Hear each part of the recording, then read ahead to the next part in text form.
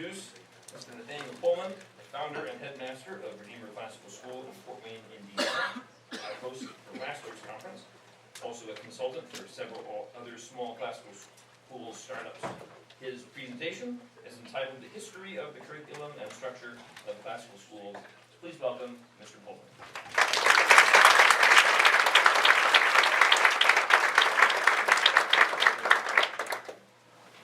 My attempt to drive you all away, the boring title about antiquarian interests, which failed, which I should have expected. They're all antiquarians.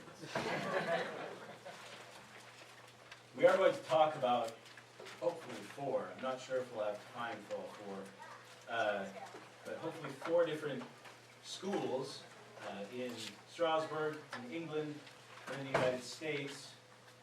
They'll be called classical schools, but it is not actually simply an antiquarian interest. As much as I like reading about them and I enjoy just learning the way they did things, there's sort of a bigger purpose to this presentation. I'm not going to get into as much detail as Reverend Coble did in his presentation. For those of you who are here for that, we're going to have to skim through them a bit, because I wanted to provide you with some different structures and models of how schools have been run in the past, to awaken your imaginations, to give you ideas about the way that schools could be, schools have been. Right? This isn't just flights of fancy. Well, I'd like a school to do this. These are actually schools that were successful and that ran for decades successfully. So I want to look at them to see if we can learn from them. Maybe some different schools that aren't quite the ones we grew up in or are teaching in now. The CCLE, as long as I've been involved with it, has been willing to radically reconsider the educational philosophy that we sort of swim in, that many of us learned under, that many of us were taught to teach. We should also be willing to reconsider the things that go around the philosophy, the implementation of the philosophy in the curriculum and the structure of the schools. I should probably talk about what I mean by those words. The curriculum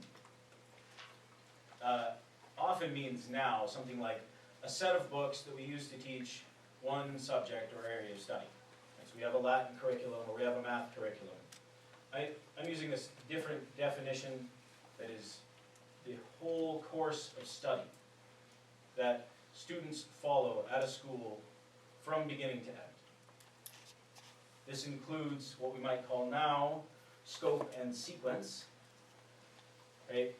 The way things are studied when, and which things are studied in which years, but all of that is what I mean by curriculum. And then the structure, I'm not talking about the physical structure. Now, that is a worthy consideration, and I think wildly underconsidered by many LCMS schools. But we don't have time to talk about everything today, so we're going to skip over that and go to a more metaphorical structure. This is how your days run. What do you do on a given day? How long are you in school? How many days a year are you in school? What do you do while the kids are there? Okay, you're teaching them Latin, but how? So, do we teach the same, and this overlaps with the curriculum, do we teach the same science curriculum? Do we teach science curriculum at all in every grade? Right? These are the sort of things that I mean by structure. And we'll give you more details about that as we go. But those are the things we're talking about. If we're going to reconsider these things that are, in some ways, fundamental to how our schools are, we should know our ends. As Dr. Boyle told us yesterday, we should examine whether the structure and curriculum of our schools, or of the schools we're about to talk about, serve those ends. We should also consider whether there's more than one way to serve those ends, and if there is one better than another? I've been told that better is a bad word. make schools. I think we should. Whether the one we are using serves those ends the best. To remind you of Dr. Boyle's talk, those ends, as laid out by St. Peter, are faith, virtue, knowledge, self-control, steadfastness, godliness, brotherly affection, and love. The goal of our schools is to strengthen the faith of the students, to teach them to proclaim the truth, to teach them to live in love. Notice what isn't on the list. College acceptance didn't show up. Neither did attainment of wealth, of glory. Certainly not compliance with an atheistic government's standards of how we ought to run our schools. Numbers of credit hours, subjects we must teach. These things may be secondary or tertiary considerations. They may be, but they certainly are not the primary consideration. So, as we go through these schools, think about those things. Keep them in your mind. Are these schools going to serving those ends? We should ask maybe some more questions as we think about them, of some assumptions that are built into sort of our American mindset. Now, depending on how long you've been trying to extricate yourself from the water that Americans swim in with regard to education, some of these may seem silly to you. But why do we have 180 days of instruction in a year? But why? Yeah. Why are there 7 or 8 hours in the school day for all students? Why do we teach 7 or 8 subjects in a day? Why do we give largely the same curriculum to all students, regardless of ability? Should we teach the same subjects every year? Now, some of our classical schools, as I said, have been bumping up against these questions and coming up with solutions to them, so don't hear me saying that we're all doing these things, we should stop. That's not the point. But just to give you a framework for it, we need to kind of make these questions as we address these other schools. So let's jump into those.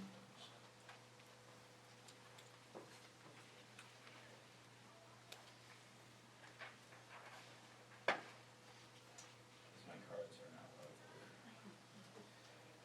All right. The first school, we're going to go chronologically.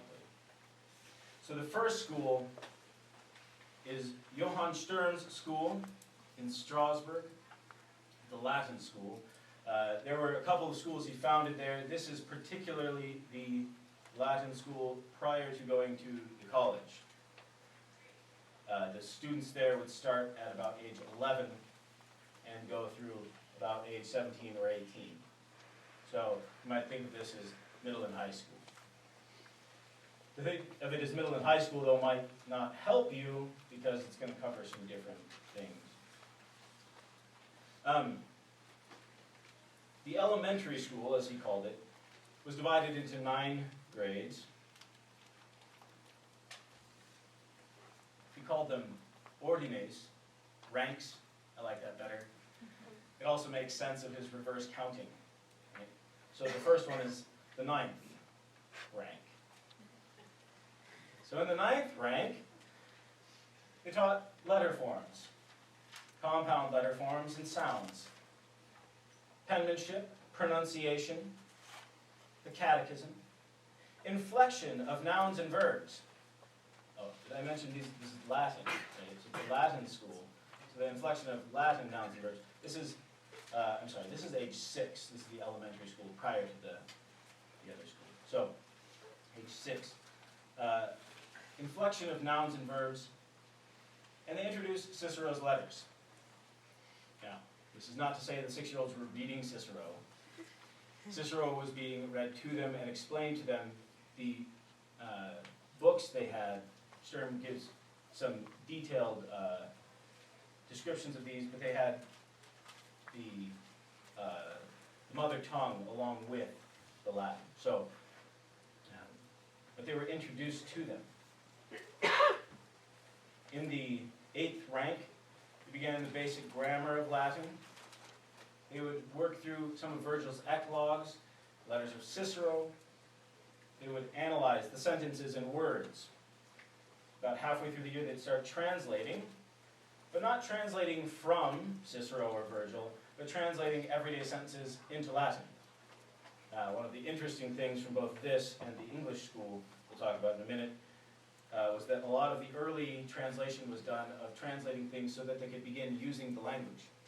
So they would come up with a sentence that would be common for them to use, and then write it in Latin, and then memorize it, and then start using it. So that was about halfway through the year.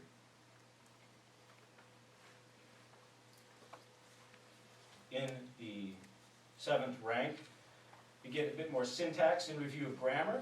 They'd start working their way through Cicero on friendship and on old age. They'd start the Aeneid and some other poets. You begin a bit of rhetoric, primarily composition. A lot of that was based on transcribing and then imitating, composing their own poems. They construe sentences into Latin. When we say they read, this is another word that doesn't quite come across. When they read Latin, they were doing a lot of memorization. So I'll give you a quote from Sturm here. "I do not know whether it is more useful to be able to relate from memory all that is read in Cicero or Virgil, or only those passages that are most worthy of imitation." And another, "No more should be read than the power of the memory can support." So they're not reading the whole book. They're reading smaller selections, but they're memorizing them.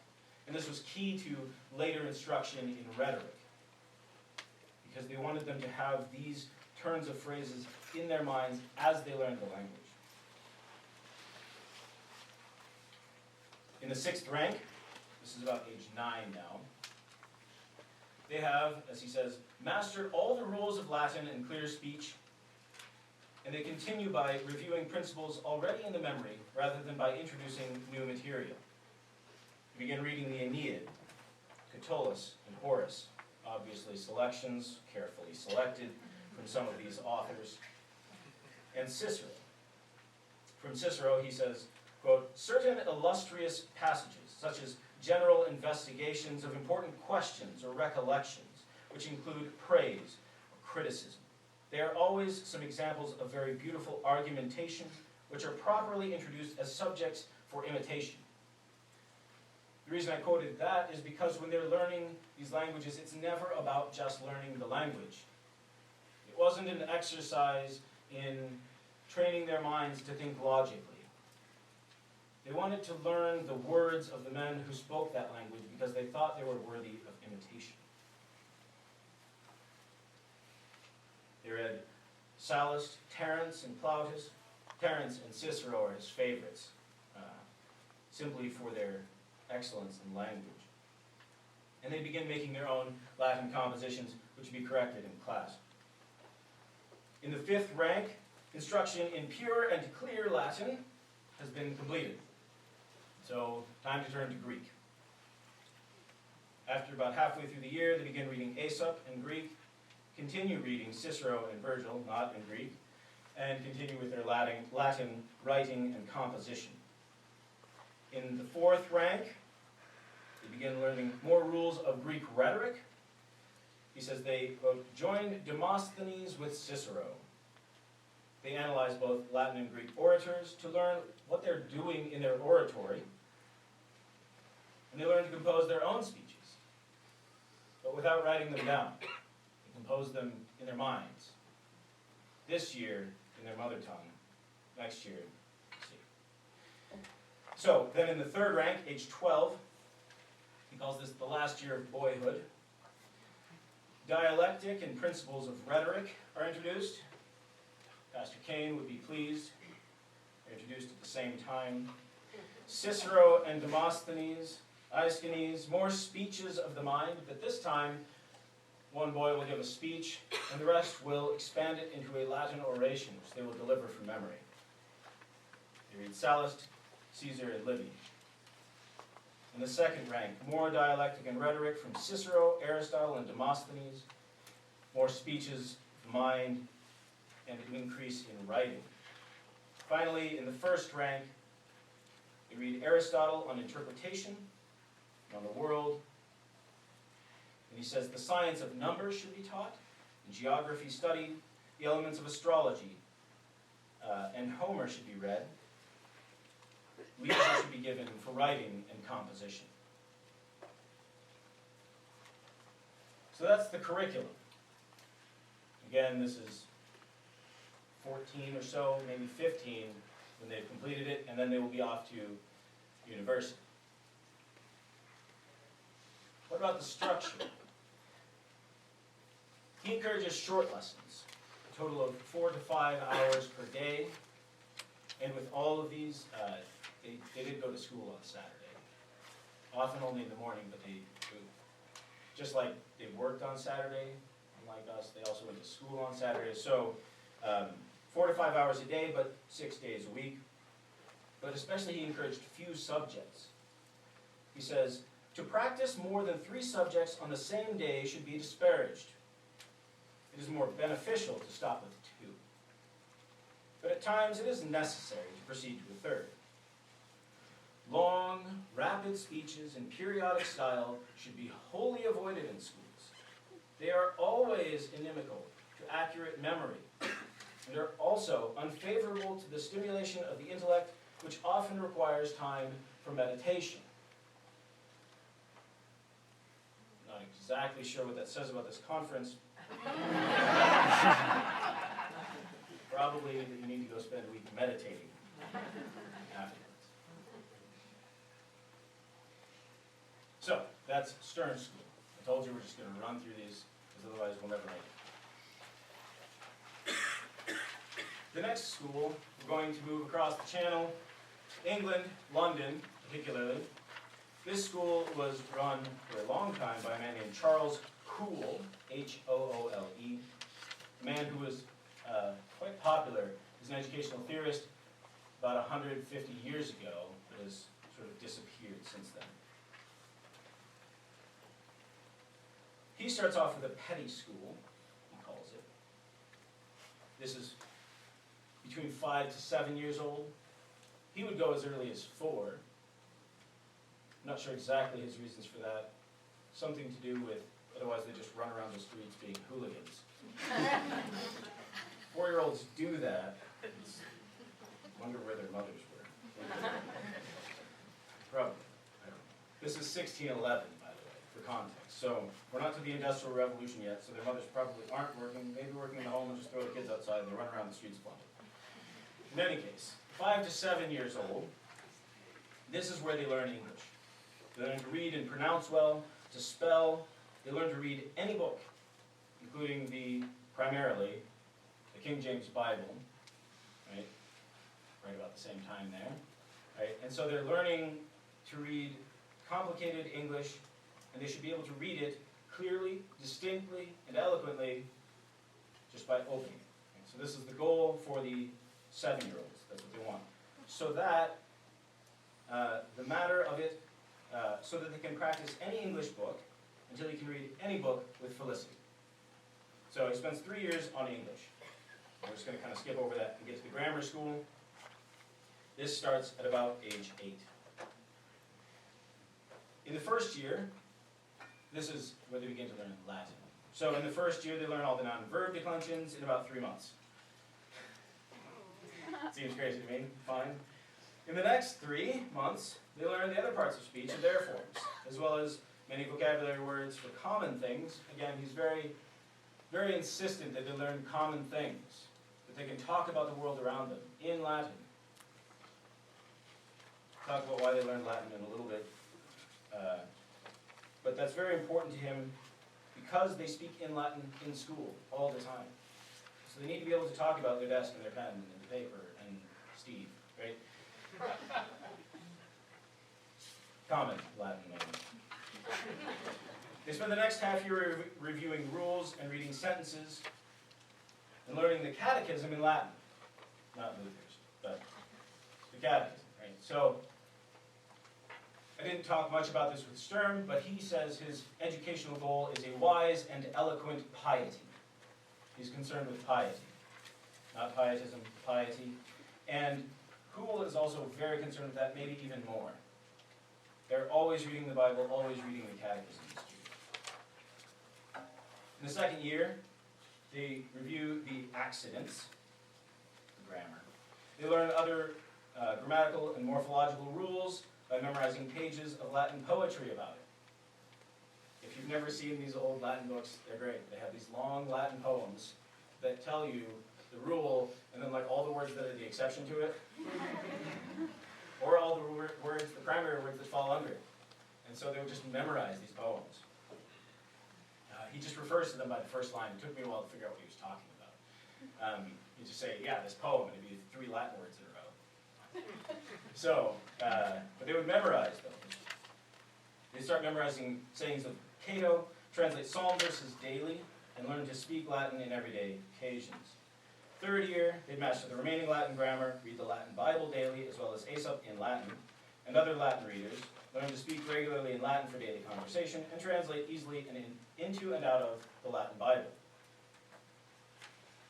Year 4, this is one of my favorites. They start reading other Latin grammars, and they start comparing them to the Latin grammar they learned first. Because they've memorized it. And so they pick up these other Latin grammars, and he says, you should have 4 or 5 of them around. You hand them around, different kids, compare different ones, and find some different things that aren't in the first one, to make them very perfect in the art of grammar.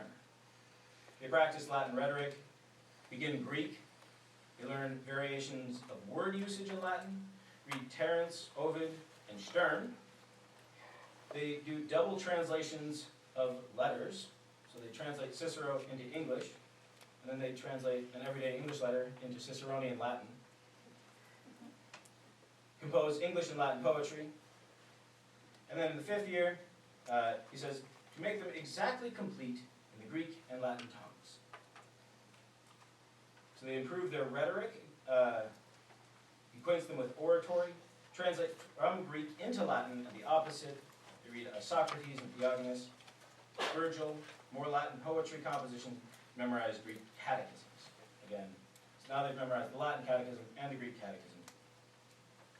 In the 6th year, they begin Hebrew, for those who will be going to university. Employ them in reading the best and most difficult authors in Latin and Greek. So Homer, Xenophon, Hesiod, Euripides, Sophocles, there's more.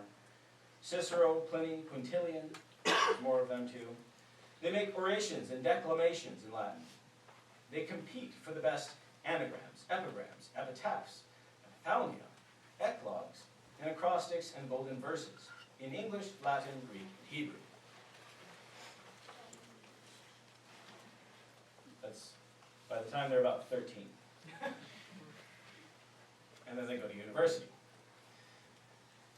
Again, these are sort of university, the university is seen as part of these schools. It's one line. And again, this is sort of because their university is much earlier, right? So they're done by the time they're 20, 19, or 21, depending on the plays.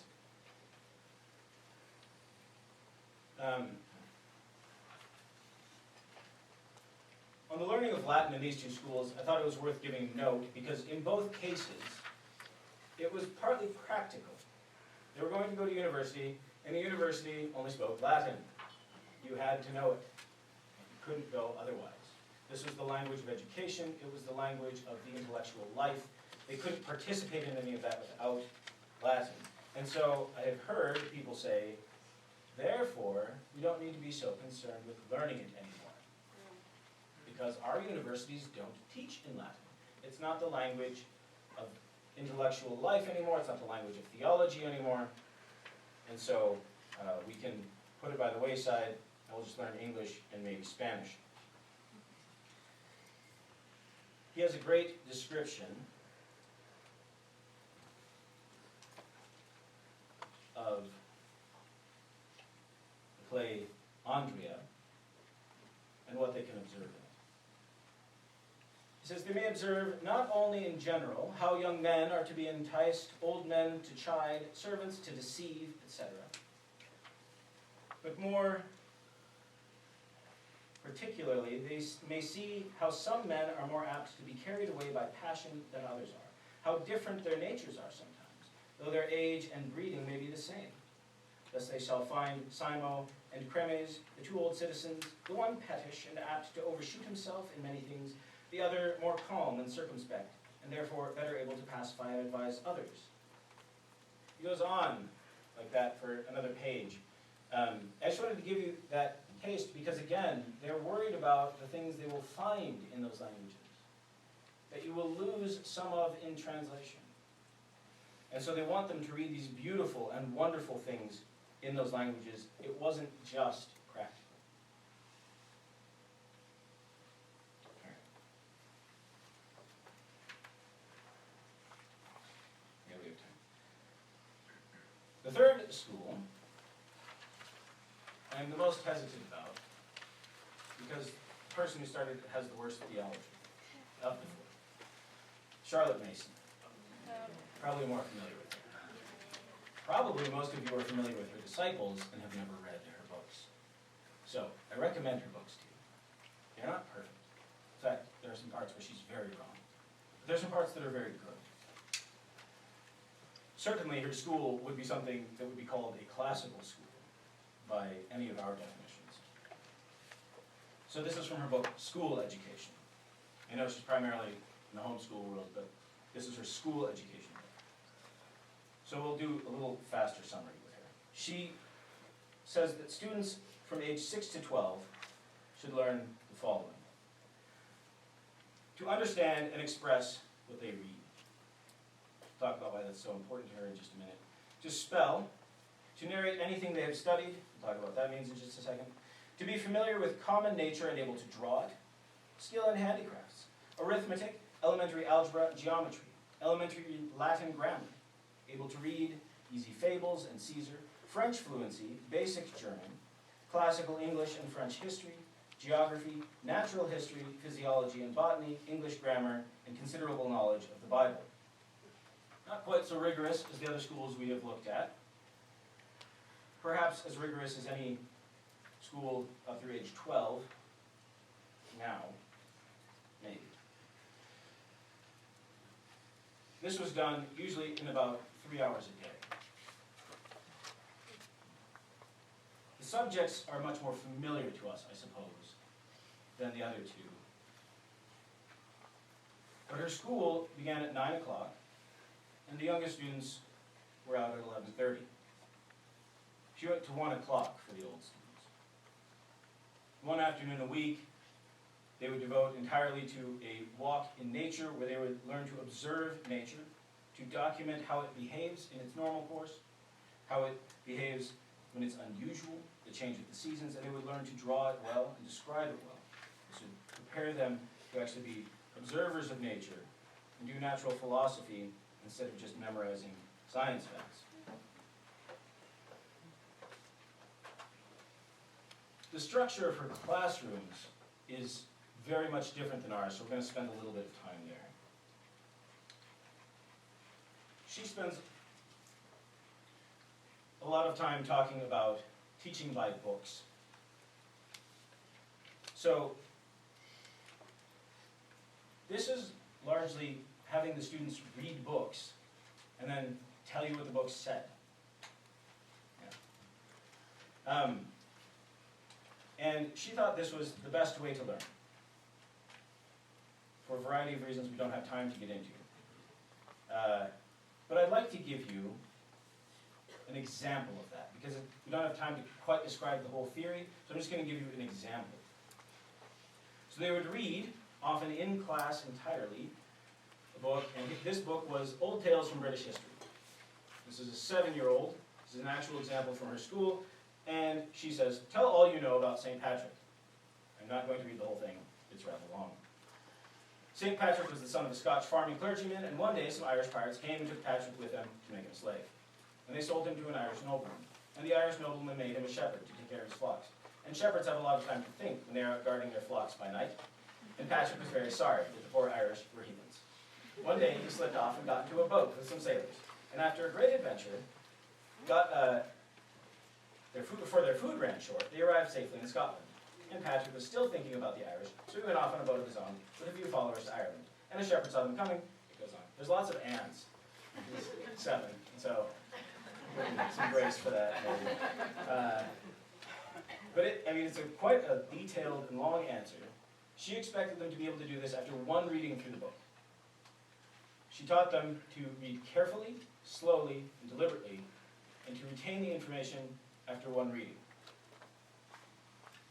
I'll give you one more example of an older student, it's age 15, from a shorter history of the English people. She begins with a quote. "His power was to assert itself in deeds, not words." End quote. Read a short sketch of the character of Cromwell discussing the above statement. Response. Cromwell was no orator. It has been said that if all his speeches were taken and made into a book, it would seem simply a pack of nonsense. In Parliament, though, the earnestness with which he spoke attracted attention. His deeds proved his innate power, which could not express itself in words. He may be called the inarticulate man. In his mind, everything was clear, and his various actions proved his purposes and determinations. But in speaking, he simply brought out a hurried volume of words, in the mazes of which one entirely lost the point meant to be implied. Cromwell was also more of an administrator than a statesman, unspeculative and conservative. He was subject to fits of hypochondria, which naturally had some effect upon his character. Again, it goes on. I just wanted to give you an example of sort of the expected outcome of these books. It wasn't just they read them and the sort of way that we casually read books and then forget them. They were expected to read them and to know them. There were oral lessons given, of course, but they were infrequent and generally meant to introduce a topic or a book. They became more frequent as the students got older, as you might expect. All right. That should be enough for show. Finally, to the LCMS.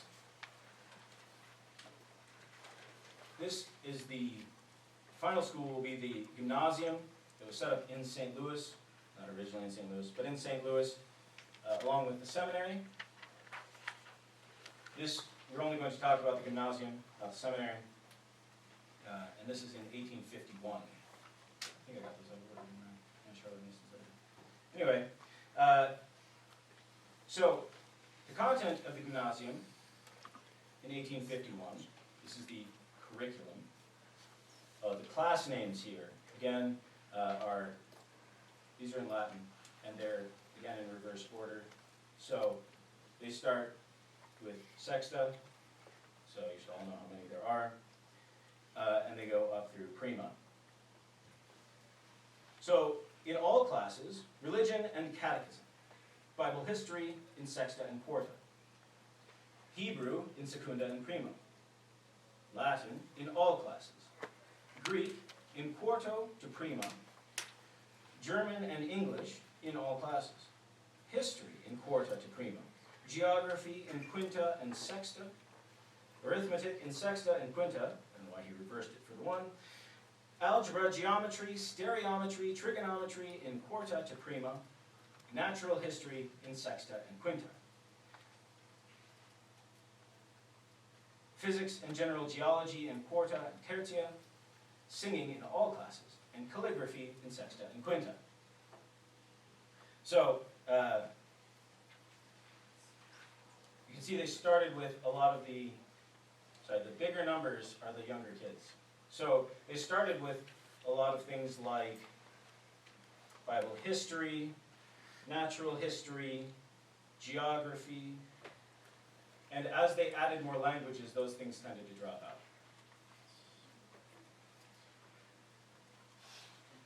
So that's the brief overview of the curriculum.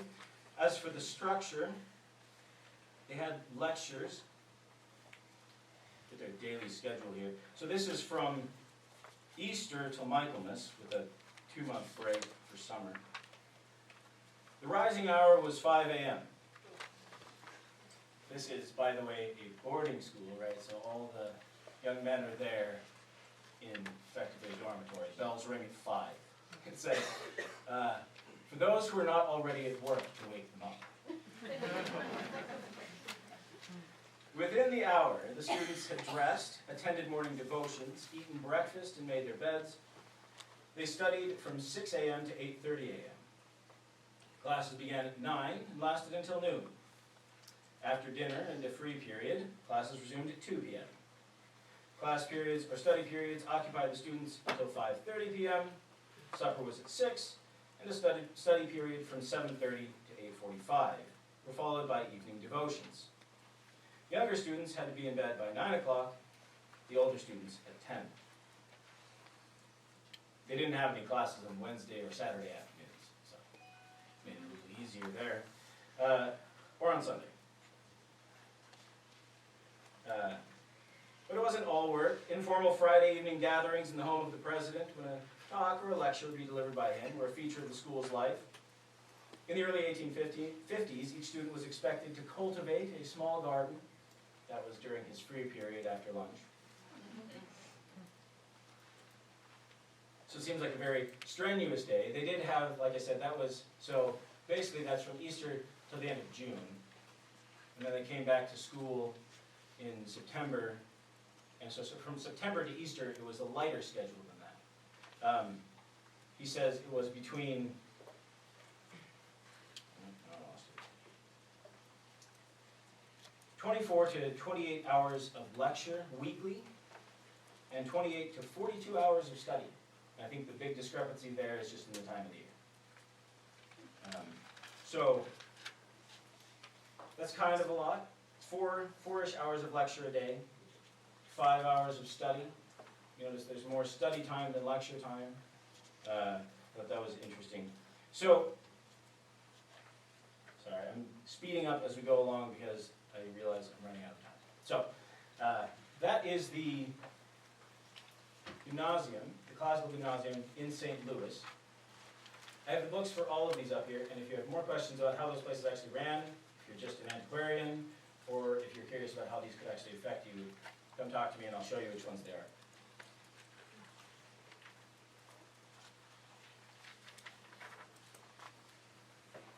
So as we consider those schools, how can we bring any wisdom out of them?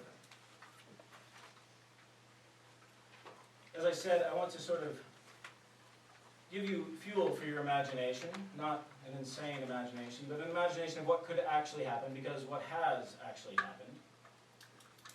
And so one thing we can learn is that school can look a lot different in a lot of different places, right? And so if your school doesn't look exactly the same as a standard school, it's probably fine. The second thing that I took away from this is that we didn't really talk about this much, but all of those schools, 3 of those schools, had 2 tiers of education. Tiers is maybe the wrong way to say it, but 2 tracks of education. So Sturm has a great section about how to select boys to let into the school. I'm not sure exactly what the school they would go to if they didn't go to his was. I have time to look into that. I know that the Missourians set up a completely different set of schools, Realschules, right, that were very different. They didn't teach the ancient languages. You can read more about that in Lutheran education and why they did it that way. And then Poole also has selection of boys based on ability. It was not thought that all students could handle these schools. And so they had 2 different tracks, or they were actually separate schools. And it wasn't just necessity, right? It wasn't, oh, we can only have so many kids in this school. It was based on the ability of the students. And this is another thing that I know a lot of us have bumped into with our classical schools and trying to deal with some students who are very apt and some who are not so much. And how do we actually work that out? They had completely separate schools. I'm not sure that will work in our context, but it is worth noting. Another one is just especially in the older schools, the just obsessive focus on multum non multa. Right? Not what are we going to study today, it's going to be Latin. No, what are we going to study this year? Latin. Anything else? No. We're going to learn it. It's going to be good. Even in the schools that didn't go that route, the last two that we sort of had to skim through, they would spend whole days on one subject. With multiple related lessons. So they would focus in on a thing for a much longer period of time than we seem to be comfortable with. Also, in the learning of languages, memorization, right, as a key to these languages. The amount of stuff, like I mentioned in Sturm. But also Hool has the same thing. They're memorizing huge swaths of sentences and passages that are eloquent and good.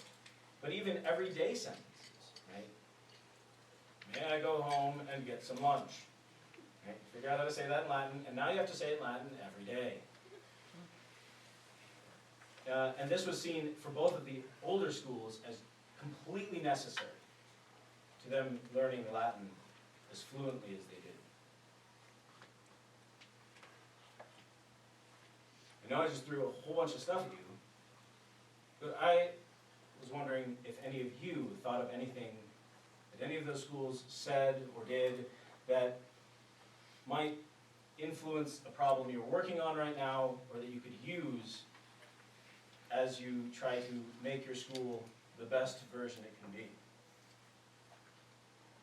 Maybe that's too much to ask right away. Ponder that. I really am curious, yeah. I feel like small schools that only have like one or two teachers, but you only have a few kids, but you have like several grades with it. Trying to focus a day on one or two particular subjects instead of trying to fit everything in every day for multiple grades might be a much better way of going about it. Did you hear that? Okay. Yeah, I think that's definitely true. In more than one of these schools, there was only one teacher for 40-ish students across 2 or 3 grades. They did say it'd be ideal to kind of have each level be taught by one teacher. But if you only have one, it's fine. We'll put 40 kids in there, you'll be okay. Yeah. Parents want their kids in school all day because they work, and that doesn't mesh with maybe the structure that we would want to organize our schools towards. Yeah. So you just say, okay, sorry, no, you can't come. Well, maybe we need 2 kinds of schools.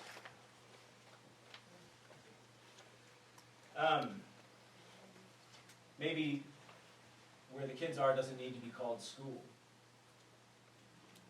Maybe the school doesn't need to be also a babysitter. I mean, seriously, there are some families that, of whatever necessity, right, they need someone to care for the child and they can't do it. Put the best construction on this, right? And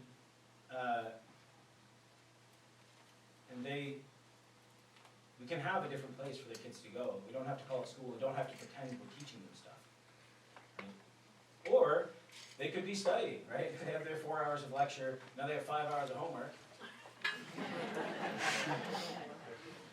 Which is actually fewer hours than a lot of our high schools have of class and homework, by the way. They could be doing all their work somewhere in a study hall.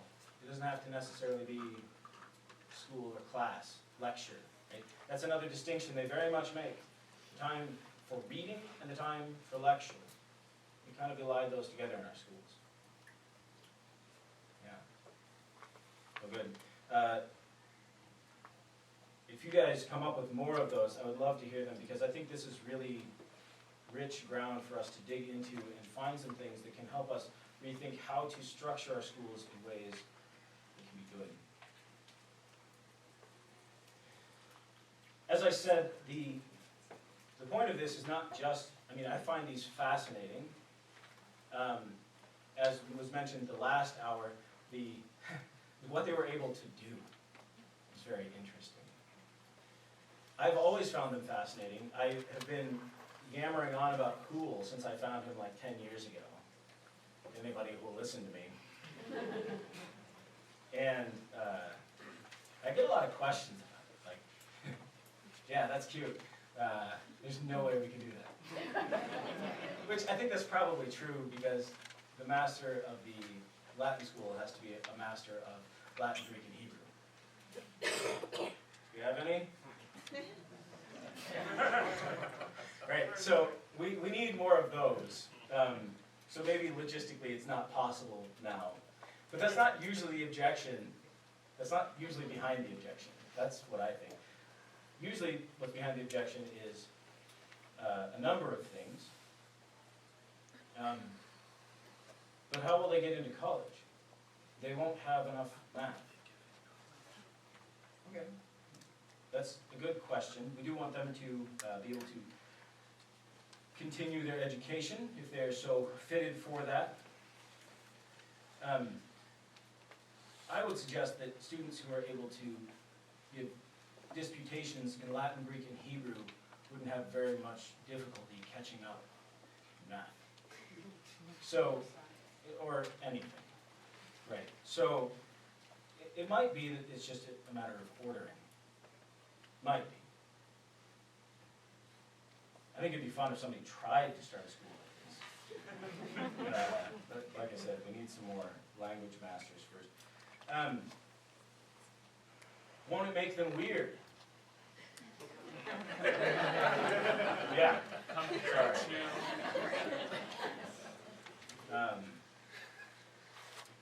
And usually it's just sort of an uncomfortability with not having a math class until you're 12. We're sort of like, nah, just gets under our skin, or there's no science class till they're 12, or there's no anything except languages until they're 12. Right? And it's very off-putting to us, to me even. And I'm weird.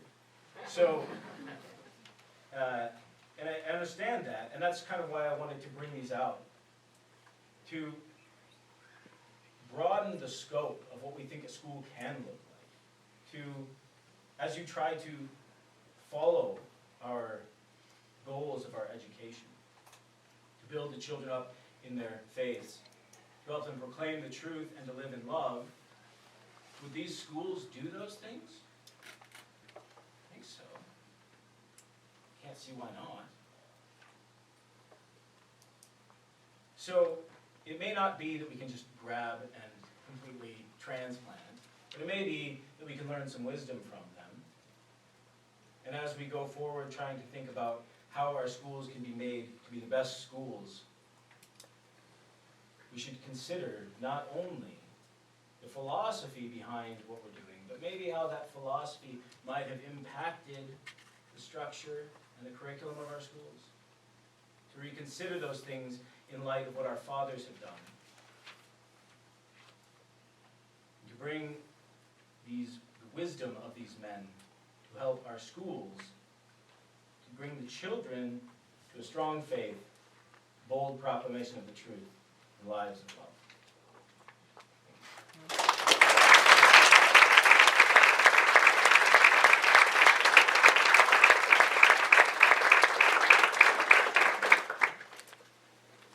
We have 10 minutes.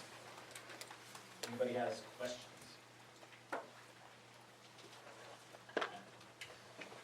For the schools that weren't the boarding school, did they still have homework, or what did they consider to be like proper criteria for independent or homework? Yeah, great question. Don't remember from Stern, sorry. I know Hool he would send home things like translate a verse of a psalm and bring it back tomorrow. Right? It wasn't much, but it was some. And they had weekend homework that was religious in nature, right? Similar to that go read this thing or memorize this part of your catechism. Charlotte Mason very much says no. Their evenings should be left free for family life. They can have hobbies and they can spend time with their families, right? Read books that they like, that sort of thing. So, and then yeah, the boarding school is just like all study all the time. So, yeah, it's not quite true, but they did swim in the river occasionally. In CFW, well, they're almost drowned. So, right that. Yeah. Your school is a blend of Charlotte Mason classical, correct? So we used to have on our website that we had Charlotte Mason influence, and we do, as you've seen in the way I talk about it, right? But I stopped saying that because of all the people who have Charlotte Mason influence that I don't want to be associated with. So, How have you seen that impact your students, I guess? yeah, so the two big things, do this quickly. The two big things are in the science curriculum. We do a lot of nature study in the early grades. We don't use a science book until at the very earliest, 3rd grade. And even then, it's sort of lightly used. What we want to first have them do is go outside and see that stuff and understand what it is, like what kind of tree is that, what bird do you hear, right? And then when they learn the science, they can bring it to that knowledge that they've experientially gotten, and they can learn the more abstract facts and apply it to that. So we do a lot more time in nature as science that is, I think, typical. Also, her idea of narration, which I very briefly touched on, is a worthwhile endeavor to read into. Jason Barney wrote a good introduction to it, so you don't have to read through all 6 of her books. And that is that you would have the students tell back to you the stories as you read them. With the youngest kids, they can start, I mean, our kids start at 5 at our school sometimes, even though I tell their parents to wait till they're 6. And so with those kids, it might take like 1 sentence, right? And then you say, like, what did I just say, basically? And, but by the end of the year, they can retell a whole fable or a whole short story, not verbatim, but the content of it just by hearing it once. And I think that's a very valuable skill to give them. And so I recommend looking into that. There's a few other things, but. If you do a walk in nature, what happens if you live in a city where you don't have nature? Do you have parks? So you do carpool? Do you take cars there? Yeah, we don't have a bus. I tell all the parents they have to bring their kids.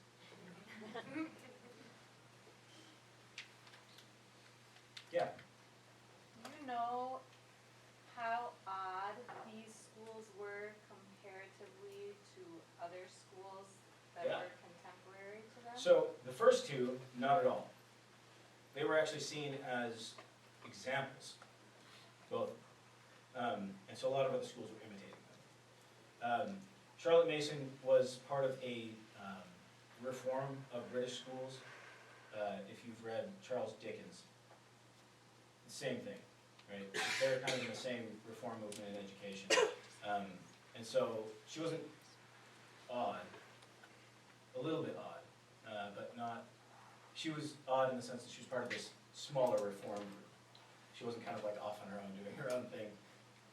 And again, she was looked up to pretty immediately by a number of other schools. And then the gymnasium is pretty standard. That wasn't at all unusual. They basically just transplanted that from Germany.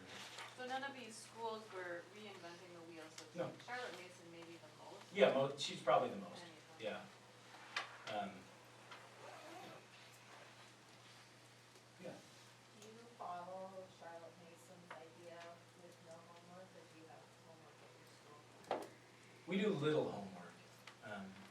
We try to do the education of the students we think can be done mostly within the hours of the school day. And the homework we give often is stuff like,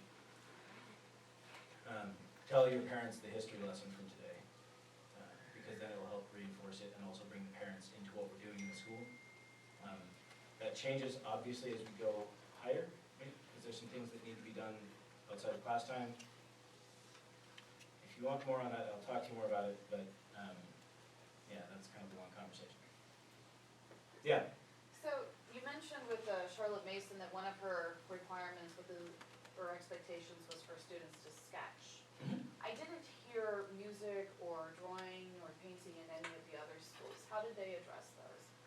There was calligraphy in the Oh, Gymnasium. that's right, the first 2 years. in the gymnasium. Yeah, they learned calligraphy. They sang every afternoon. Yeah, and they sang all the It's not time. playing an instrument, it's not. Yeah, so there was- painting So the instruments that was addressed specifically with the gymnasium, they did it as instruments were available. So there weren't just like pianos laying around like there are now. Right? Just go on the side of the street, pick one up. And they didn't have that, so they did it as available. They also did French as available in the gymnasium. Trying to remember. I don't think either of the other two older Latin schools, they were very focused on teaching the languages. They didn't do much else. That's not to say that the kids wouldn't do anything else. But the school was very focused on what it was doing. But for the hours that it's, well, you know, the one, the kids are there the whole entire day and then Yeah, that's the the kids were gymnasium. only a half Right. day. So where were they getting it, if not there? Yeah, it depended on the students. So some of that, do you have an answer for this? I have some answer. Yeah, a little bit. Music used to be more commonly just sung in communities and in your home. And so now it's really awkward if people start dancing or singing. And you're like, oh, what are you doing? Whereas it used to be a really common thing that someone would sing and you'd all just join in and it wasn't weird. And so I think young children especially were picking this up and they got good at understanding those intervals before they understood those intervals just because of society. There was some training in it later on, in some places. I don't actually know enough about 16th century Strasbourg to tell you that. I know in England, it might be later too, so I'll just stop guessing. I don't know, yeah. It is one of the things that I would add to that, or change, yeah. Luther, with his conception of music education, was not as ardently focused on the theory of music, except insofar as it was an aid to being able to sing the faith well. Music was a path for catechesis, not necessarily an area of study in and of itself, beyond the rudiments that allowed you to sing the faith. Yeah.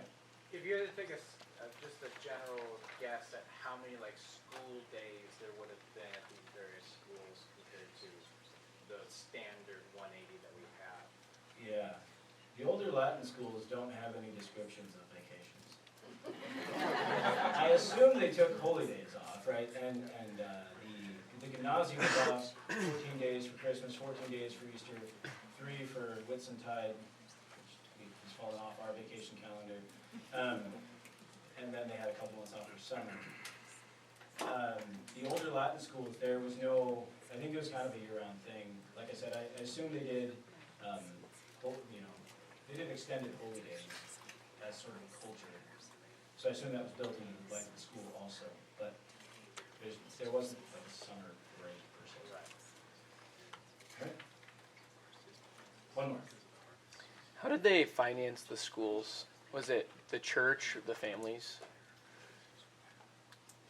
They were all different. So the early Lutherans and the Missourians, that was by donations from churches specifically, and then later by the Synod. Sturm got the city to do it. Poole, I don't remember. I don't think London paid for it, but he didn't have tuition because he was very concerned about educating the poor, so it might have been benefactors. I have no idea how Charlotte Mason done this. Okay. So. Good. All right. Thank you.